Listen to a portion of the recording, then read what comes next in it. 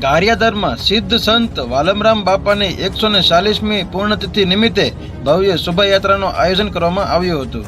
આ પ્રસંગે શરણ પાદુકા પૂજન, બટુક ભોજન, મહાઆરતી અને ડાયરા જેવા વિવિધ કાર્યક્રમો યોજાયા હતા. શહેરના રાજમાર્ગ પર વિશાળ શોભાયાત્રા નિહાળી હતી, જેમાં 80થી વધારે ટ્રેક્ટરો અને યાત્રામાં મોટી સંખ્યામાં ભક્તો ઉમટી પડ્યા હતા.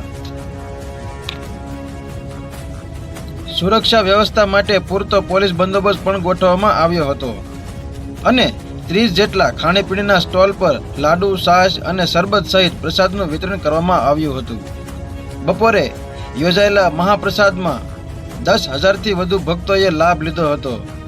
ગારિયાધાર આજે ભક્તિમય માહોલમાં રંગાઈ ગયું હતું.